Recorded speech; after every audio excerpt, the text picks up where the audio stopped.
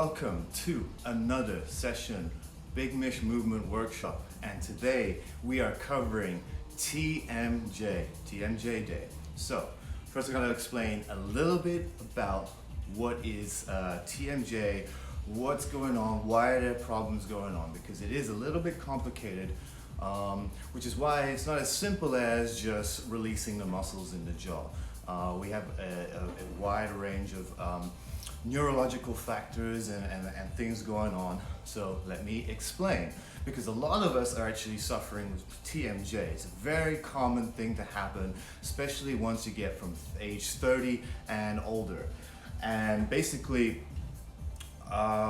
it's something we have to learn to manage rather than there's being an absolute resolution for. But let's talk a little bit about what is going on with TMJ.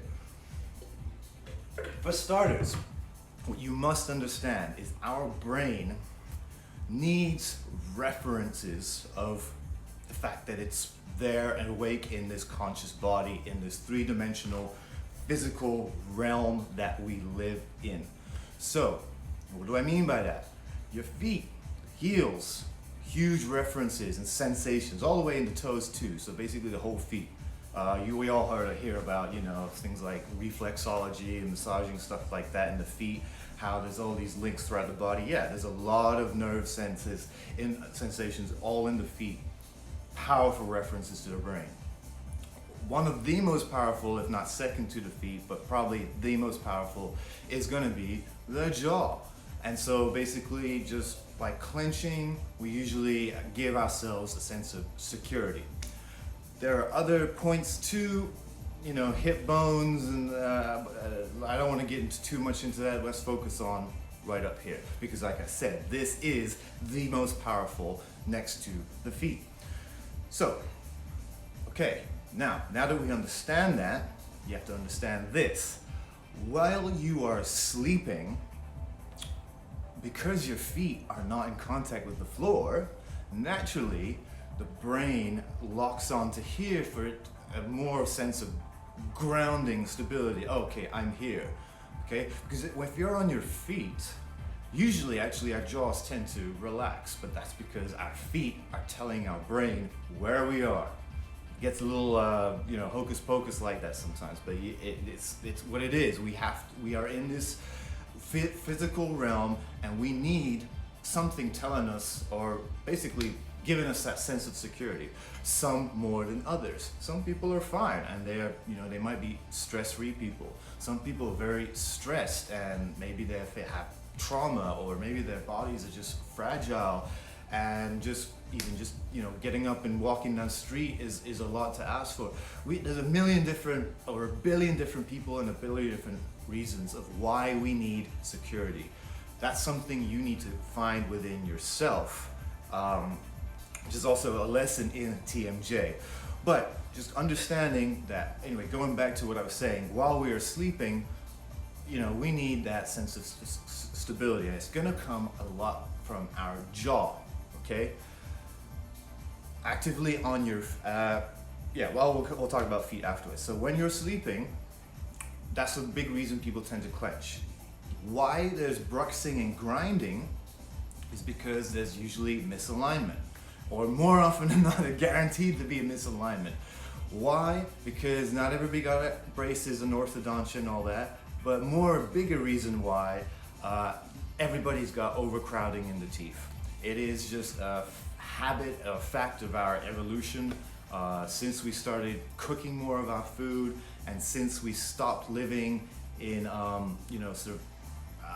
outdoor environments and started only living in concrete societies and all that, due to that, over time our jaws narrowed and we got overcrowding of teeth. Naturally, then that's going to cause a misalignment of your occlusion. So then when you're asleep, particularly when you're sleeping, we have bruxing and grinding. That in turn also ties in with our breathing. So when we don't have good alignment of our jaw, it actually narrows our airway, and we get poor breathing mechanics, and it sort of cycles everything because you're not breathing well, so you sleep bad, you get sort of this stress response, and then what does stress induce? More clenching naturally, and so you just get this bad cycle of bruxing and grinding while we sleep. All kind of stemming from misocclusion, but also the fact that our brain needs reference. So understand that. Now, almost done. Now, taking this into the upright, physical, awake, conscious realm, you might not be aware of it, but you might be clenching your jaw throughout the day. Big time. One time I've really noticed is actually when I'm driving. But go figure, your feet are not in contact with the floor. And I feel my right side of my jaw kind of crunching as I'm sort of pressing that pedal, which is really interesting. But that is actually how it works.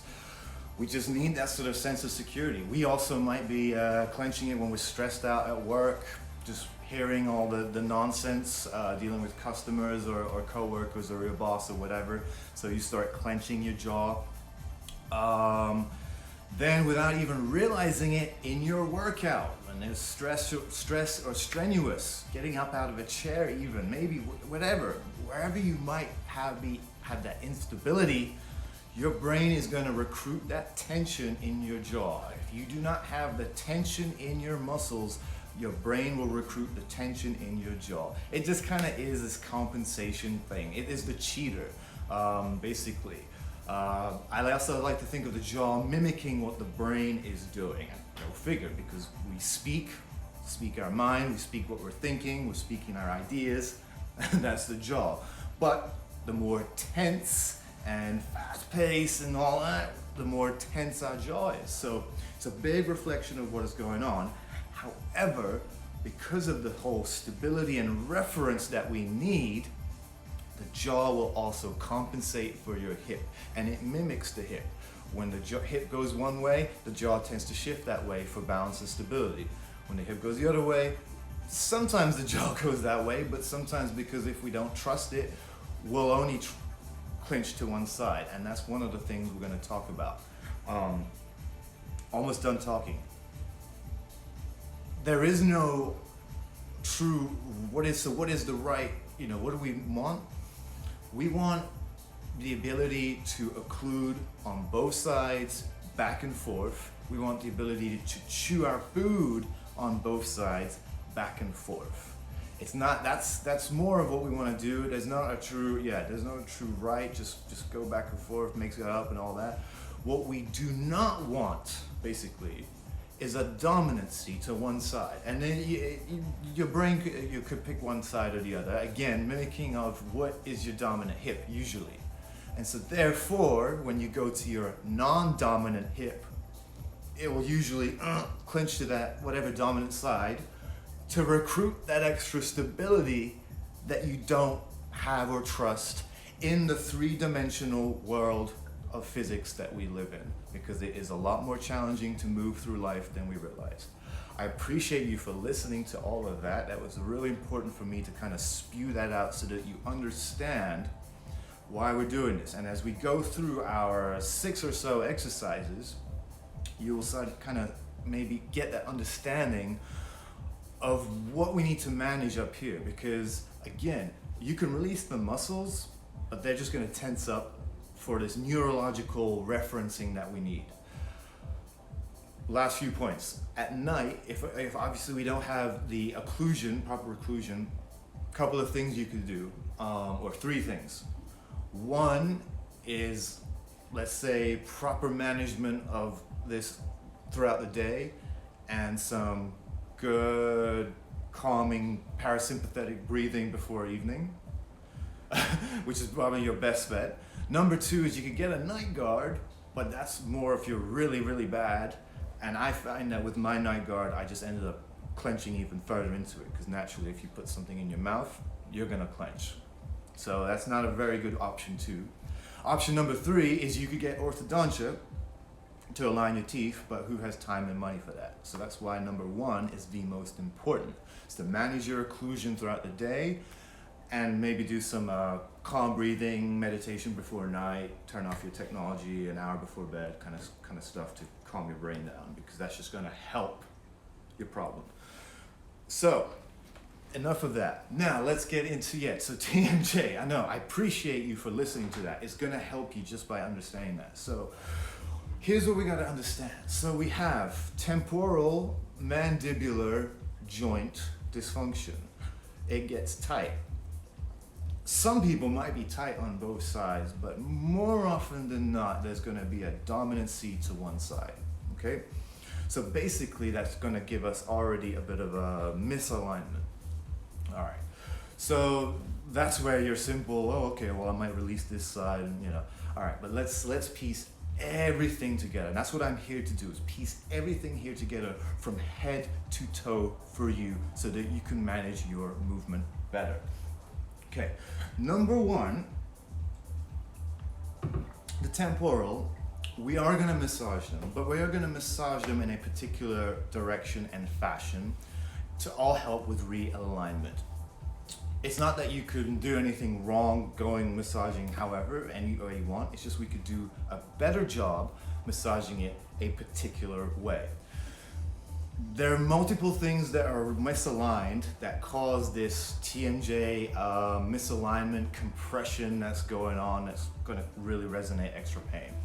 And so, yeah, part of that is your occlusion of your jaw, but some of that is also, like I said, the temporal bones alignment. That's going to come from chewing. But some of that is also coming from the eyes and vision, because all that is sort of connected up here and linked with bones in between your skull. So that's why they're all junctioning here at the sides.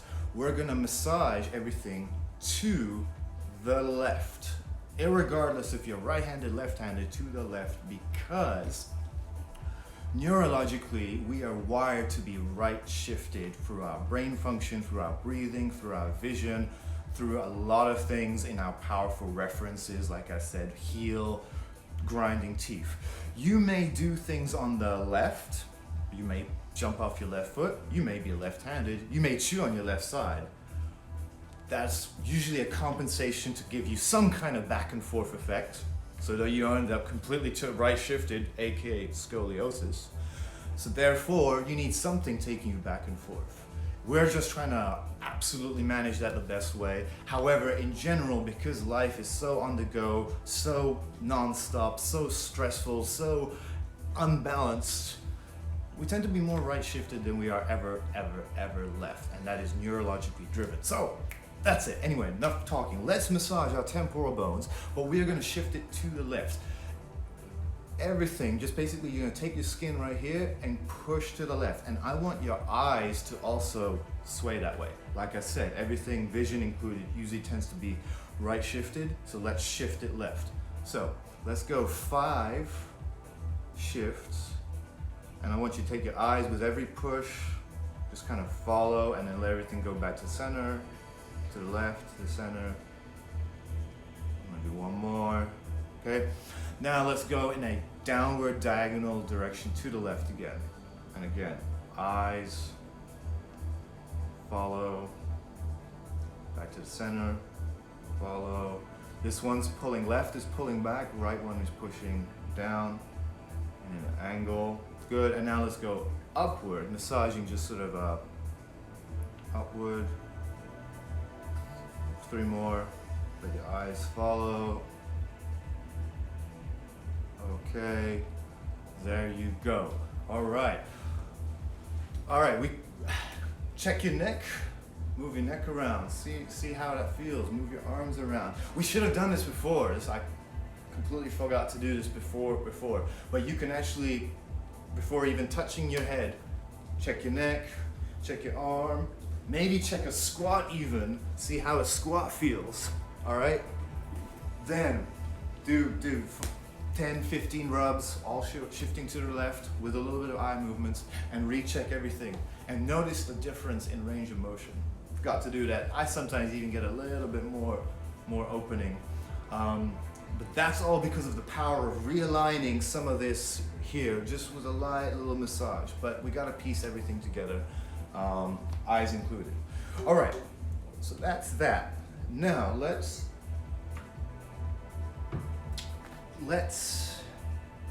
give your body some stability, all right? I said all this in the beginning. I said, well, you need stability, blah, blah, blah, blah. Let's give your body some nice references that are gonna help it bounce through the three-dimensional realm while you do some nice relaxed breathing, making sure that you really calm the body down. So basically, yeah, it should be a calming thing while we're waking up good things, working on our breathing, and also it happens to be addressing the rest of your posture. So we just kind of address this posture here in a sort of transverse fashion and all that. Now we're going to address this all lower half body in a more front to back, forward and backwards sort of posture way, because we just happen to be addressing all those muscles.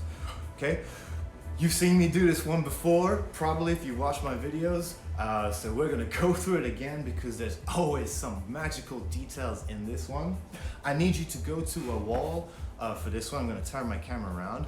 Grab a yoga block. Grab maybe a foam roller, a stack of towels or whatever, or even a paper towel roll. And go find a wall. I'm going to turn this around. Okay. Okay, here is why you want to be on a wall. First of all, go up to the wall, and you're going to put your feet up on the wall, knees bent in this 90-degree position, okay? All right, and we're going to squeeze the block or roller between our knees. That's so that all the knees aren't flailing out. We want this nice and symmetrical, activating the inner thighs, keeping the hips checked and stable that way. We want to be next to a wall because we want our feet grounded. Very important. Remember what I said, the feet have to, are a big reference for our brain. Well, now we're sort of putting them on a surface, giving them that sort of checkpoint. It's not quite the floor, but it's going to be something, and it's going to at least allow you to coordinate everything together. From here, in this 90-degree position, our quads are off, or should be somewhat off. We got a little bit of hip flexor activity. We got a little bit of hamstring activity we're going to engage further. Good, nice length tension relationship of our quads actually. Our lower back should be on the floor and completely flat. That is off. And what we're going to do in this position is we're going to lift just our tailbone off the floor, just our tailbone, and as you do that, drive your feet into the wall, engaging those hamstrings. Okay, so drive your feet into the wall, and actually sometimes if you drive your feet, that will already lift your tailbone. However, what I don't want you to do is extend up.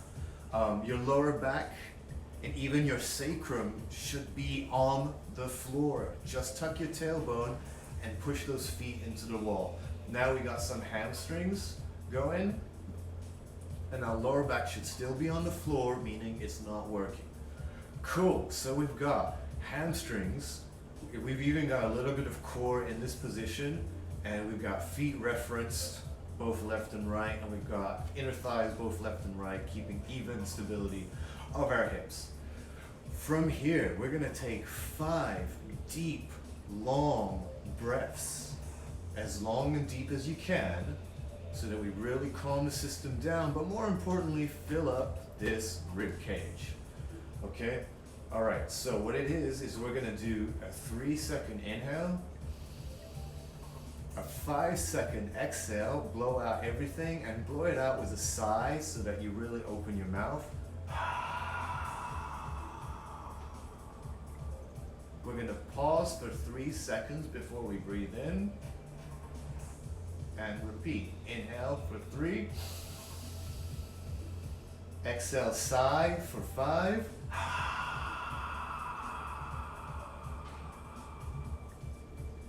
pause for 3. Inhale for 3. Exhale for 5.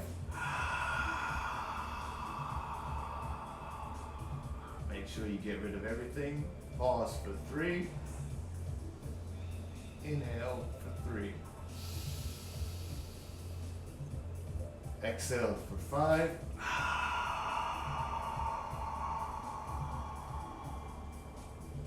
Make sure you get rid of it all.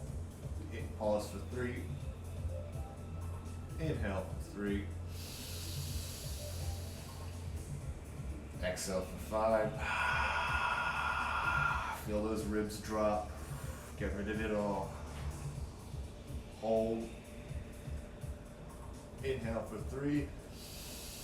Feel that chest rise. Last exhale. Get rid of it all. Open that jaw wide. Feel those ribs drop. Pause as you get rid of every last bit. Big inhale. Raise those ribs up, raise those ribs up. Good. And you can relax. Now hopefully you kept your tailbone, just your tailbone up for all of that.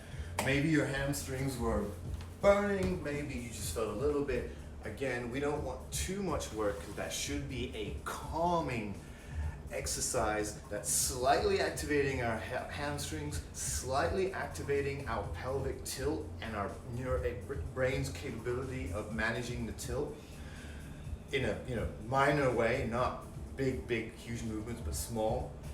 Got hamstrings, got a little bit of abs going as we're dropping the ribs, got our lower back off, got our quads off, but a little bit of musculature still on. Powerful position, whether you're preparing yourself for bed, but more importantly, when you're preparing yourself for movement, don't underestimate the power of that position right there. Okay, let's turn this around. So, if you've seen that one before, it's just such a winner. I do that one religiously before activity. Again, it will put your body into its calmer state. So when we're calmer, we actually are able to do more things. We'll be more capable than the more stressed we are. The more stressed we are, we actually tend to tense up. The more tense we are, we tend to lose movement capabilities. And there's basically a spectrum of how much you want to go. Plus, the more we are in the stress zone, we'll just stay in that stress zone. The body actually has a tendency to reacting really well when you can put it into a calm state, because we just naturally are in the go stress state. And this is just a good way of just resetting the body whilst keeping you grounded, opening your jaw, breathing, good mechanics, good breathing mechanics, some actual structural stability, core and some hips. It's gonna do you a world of favors. I appreciate you for listening. I just had to get across how important that exercise is.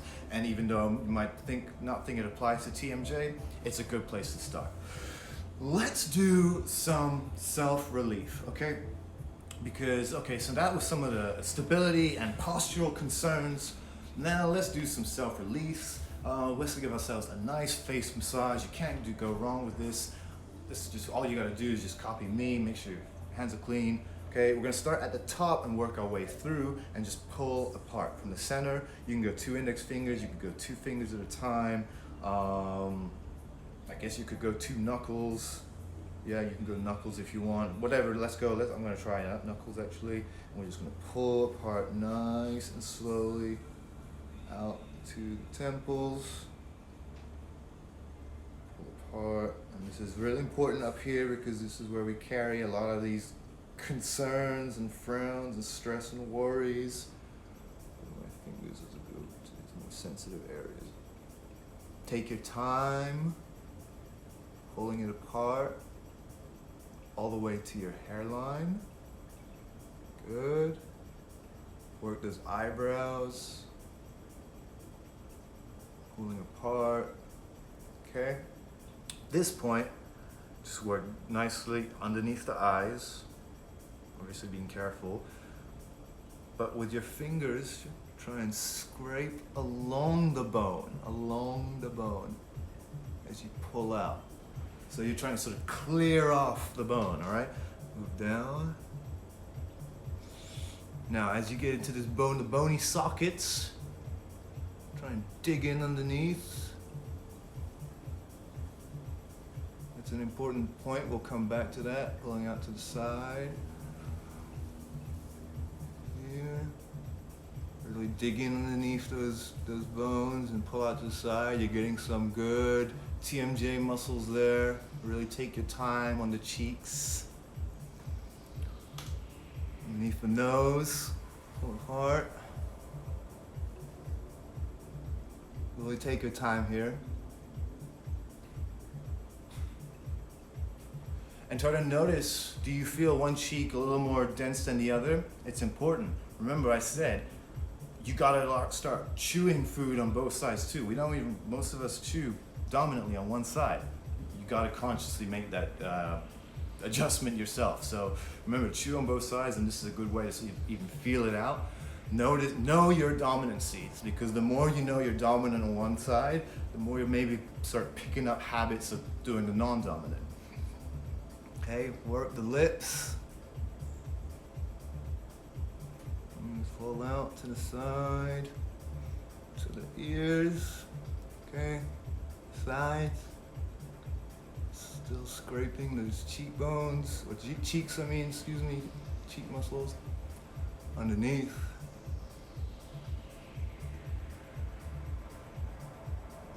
All the way out.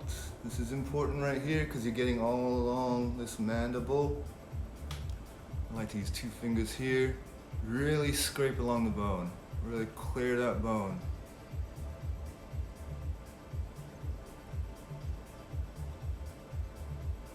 That was a good one. I'm going to do one more.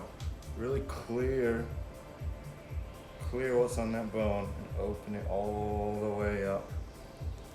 Good. Last point is we're going to go underneath the chin. Very important area. Still we got a lot of tension here, but it's very soft. So just take your time with it. Then we go one more.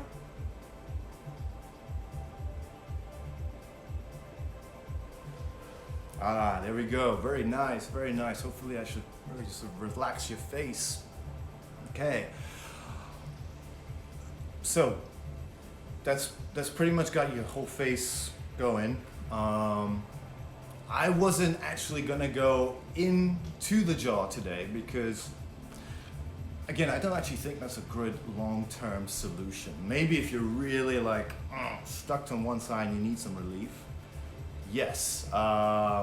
But I would prefer to do more sustainable solutions, and that's what my workshops are always about, is explaining what's going on and giving you sustainable solutions, working on strength, balance, and application and all that. So that's usually what I want to take away from that. But if you had a particular point, especially if you know you're sort of chewing one side, we're gonna actually attack just underneath these sort of cheekbones here.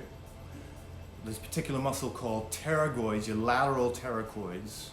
You got 2, you got a medial and a lateral pterygoid, which shift the jaw to either side. So now this is where maybe you need a bit of an assessment to really get it right, but if you got one that's just really super bothering you, because they do different things, one shifts the jaw one way, one shifts the other way, and they don't necessarily, both the 2 that you have on one side aren't necessarily pulling it this way. There's different things going on. So that's more something you would need properly assess, but let's just say for argument, it's just really bugging me. This is a key hot spot. You can push into it, like I said, right up here, just all the way up in here, okay? So that's probably gonna be sensitive for some people, alrighty? But if you wanted to go in on the other side, it's super easy. You can't really mess this up. Make sure your fingers are clean. Okay, along the top line of your teeth, you're just gonna slide all the way up into the top corner, which is basically the other side of where I'm here, okay? So all the way till I can't go any more further, right there, and then you can even jam it here, and there you go.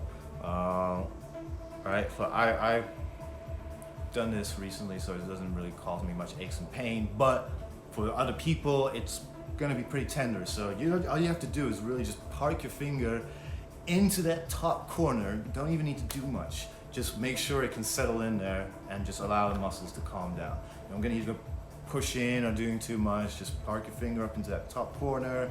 You know, you'll Feel pretty tender, let that tenderness calm down, and then that's it. And then other than that, you can massage out here, up, like I said, dig in just slightly, because that's where it is, it's nice and deep. And other than that, you've already covered your cheeks, but I guess you can cover your cheeks downward as well, because those are really important muscles for chewing and shifting the jaw, which again we don't want because that influences our hip and balance. So that's enough of this sort of face massaging.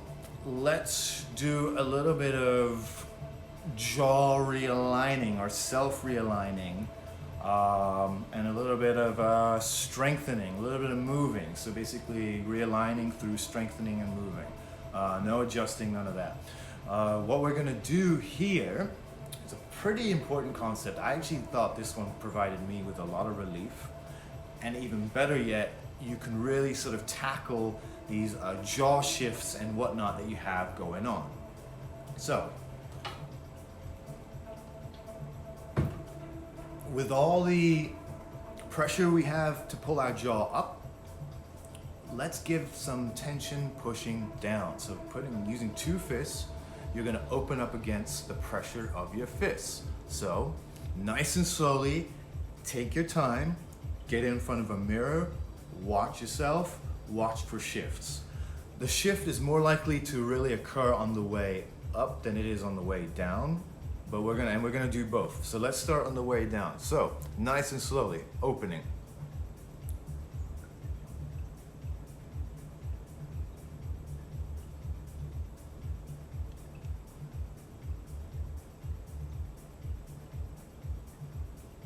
Wide as you can. I got a little bit of popping, cracking going on midway.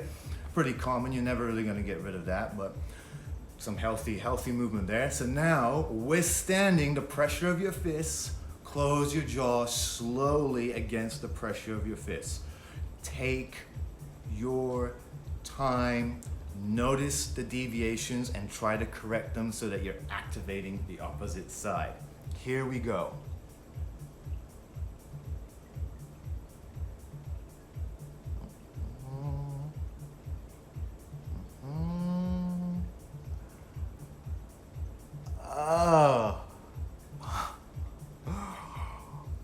You saw that big jump. That's gonna happen. It's gonna happen for many of you. Sometimes you might need to ease off a little bit of pressure.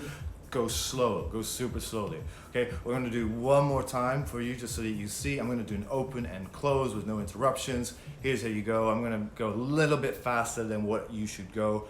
Just remember, as you do it, take your time.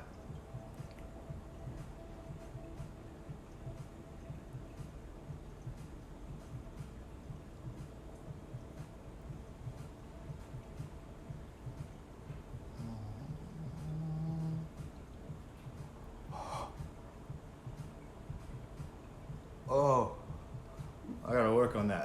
I got a big jump shift. So again, that's something that you can slowly take your time with, working on, and just activating those muscles. Just get it center and go super, super slowly. And if anything, just ease off pressure.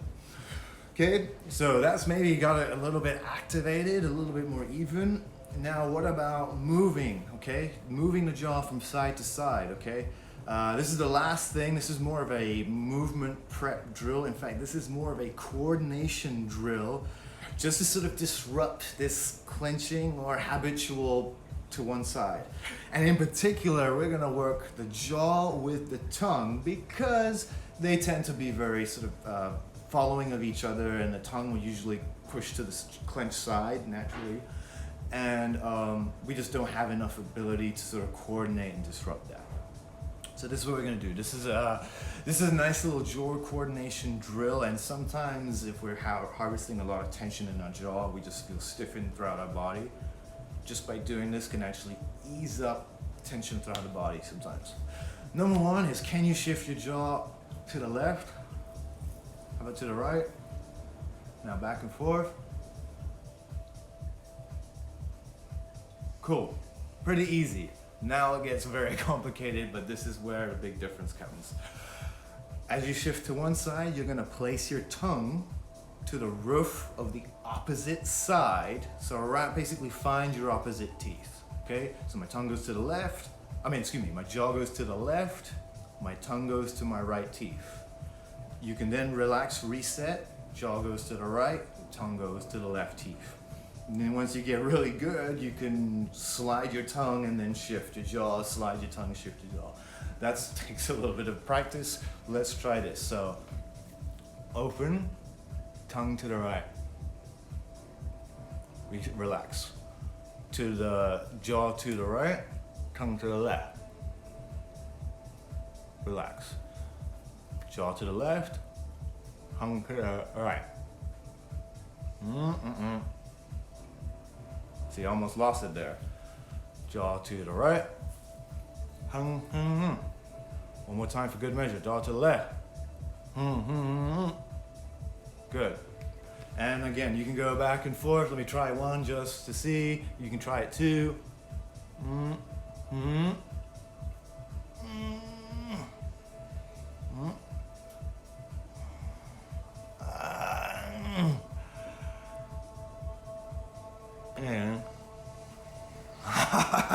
It's tough, and without my finger, it's almost impossible. So I had to put my finger just to give my jaw that some reference to push against.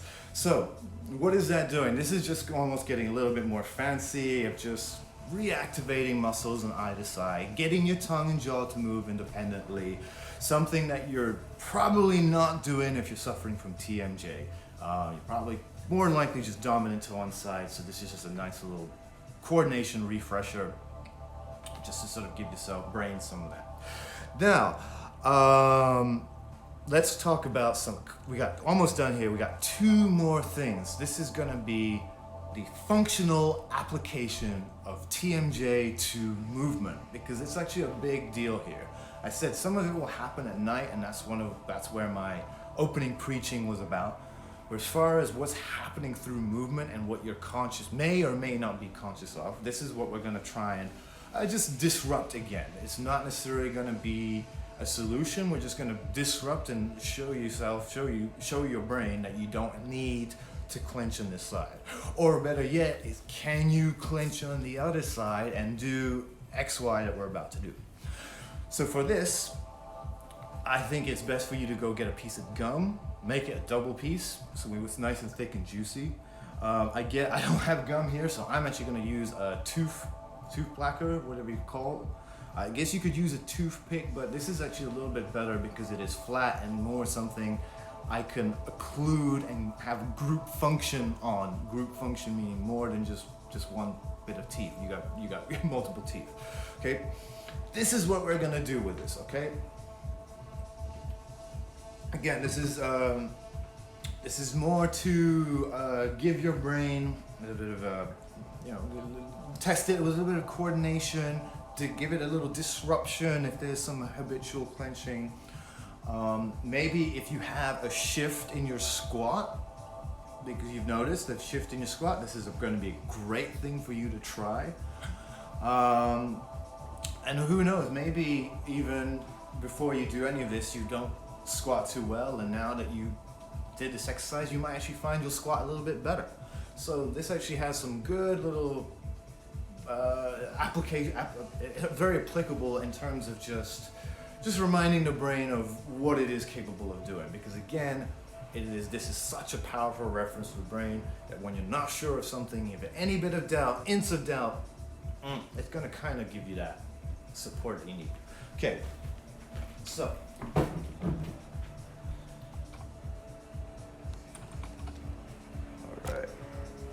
so putting this object into your mouth. So before we even do that, check your squat. Let's see how well you squat. Okay. I'm not bad already, but for some of you guys, you might already be a little bit limited. Okay. So just check your squat, see how that feels. All right. Cool. Maybe notice any shifts that you have going on. Watch yourself. I don't really have much of a shift. I guess I could come a little bit further out so you can see. Okay, maybe it's hard to see, but maybe there's a shift. We'll see. let's put this object into your mouth. I'm gonna say left side first, so the gum or tooth plucker into the left side, okay?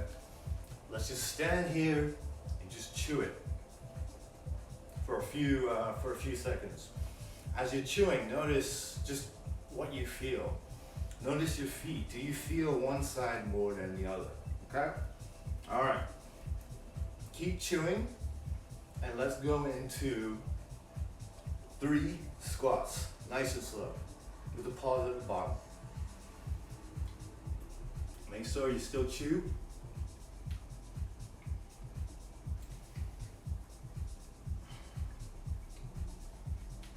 Okay, one more. I instantly felt like I got lower. Okay. Without touching it, shift the object to the right side. So that means you're using your tongue. Okay? Now just chew on the right side for a minute. Well, not a minute, just for a few seconds. Okay? Notice what you feel. Notice what you feel on your feet. Okay? I actually do feel my right more than my left right now already. Go into 3 squats with the pause at the bottom. Keep chewing as you're doing it.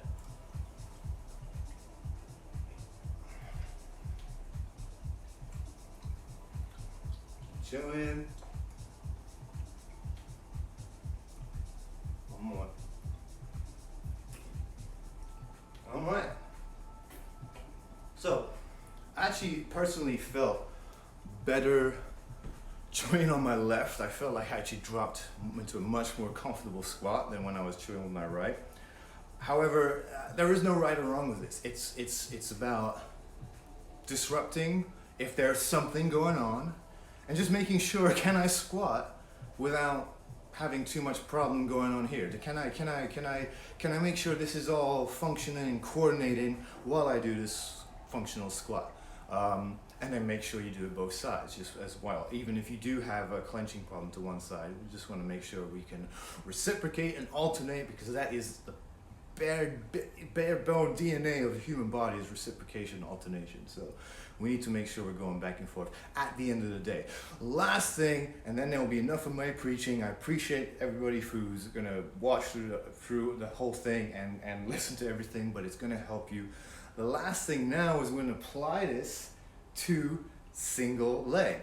Okay, so single leg stability. So this is kind of like the big one right here.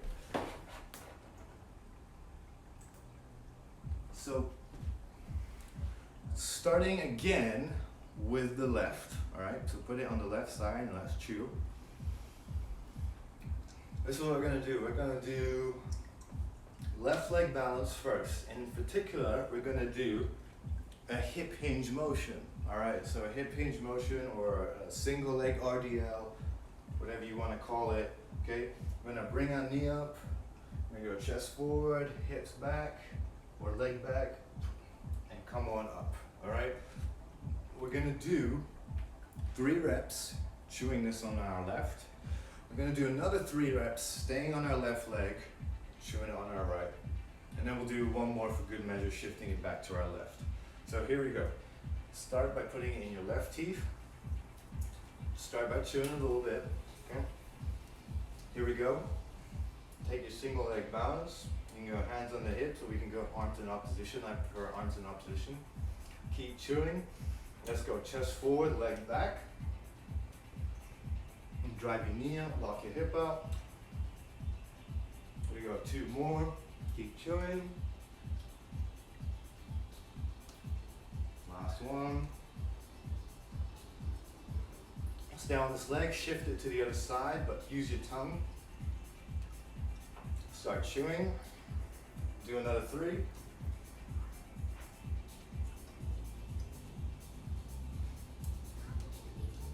Pay attention to what you feel as you do this. Stay on that leg, shift it back to the left. Start chewing and give me one more. Go. Alright, go. Without touching it, shift it back, shift it to the right again. Start chewing. Get your right stance. Okay, keep chewing. Chest forward, leg back. Come on up, drive your knee up to lock yourself out. 2 more. Whoa. Come on up.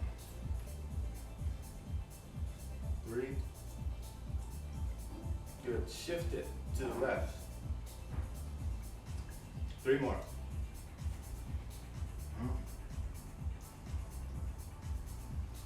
2. Keep chewing, 1 more. 3. Shift it 1 more time to the right. Give me 1 more.